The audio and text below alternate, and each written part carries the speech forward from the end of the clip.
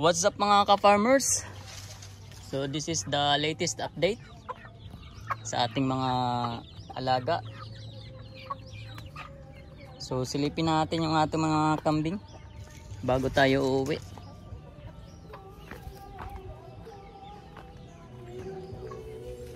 Hindi naubos ni Petra yung pagkain nila. Ayan. Pati yung kay Sarah may natira. So walang problema yan mga ka-farmers kasi pwede nating ipakain yan sa ating mga manok bukas. So itong tandang natin, check natin baka makawala.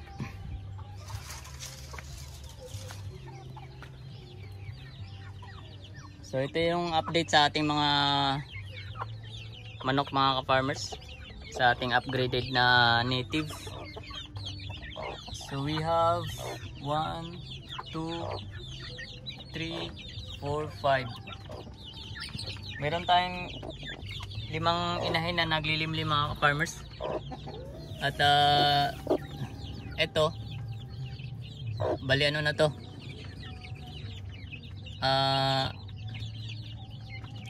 nagumpisa ng mamisa. So bukas tatanggalin na natin yung mga sisiw na naunang napisa.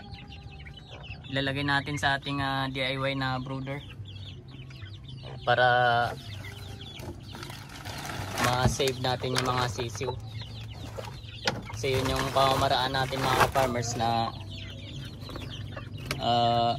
maparami natin yung mga sisiw natin.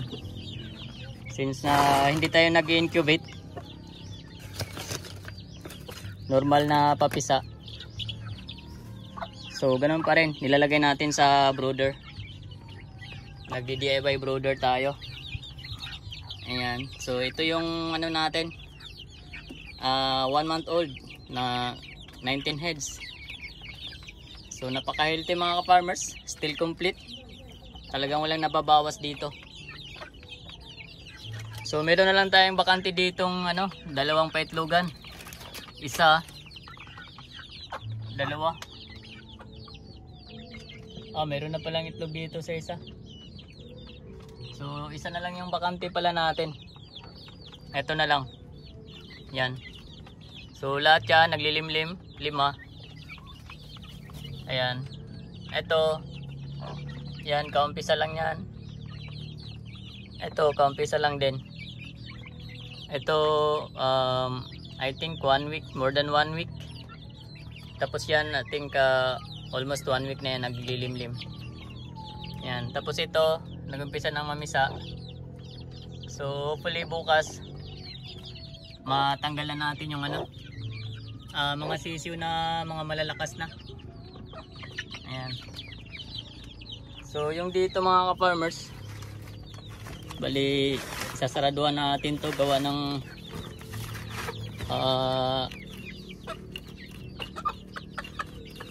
pumapasok dito yung mga ibang manok dito natutulog sa taas. So ang nangyayari, puro ipot dito. So sasaraduhan natin to. Ayan, sarado natin parang sa ganun hindi sila makapasok. Ayan, yung mga naglilimlim lang yung naandyan sa loob. Ayan. So tapos na tayo dito sa manok. Na-check na rin natin yung kambing natin. So let's proceed sa ating mga mama pig, future mama pig. Ayan, na si Perla at saka si Petring. Si Petring mga ka-farmers, 95 days pregnant ngayon, to be exact, itong araw na to. At si Perla naman 4 months na 4 days si Perla ngayon. Ayan. So tapos na silang kumain. Ayan. Si Petring nagpapahinga na rin. Hi Tring. Hi Tring.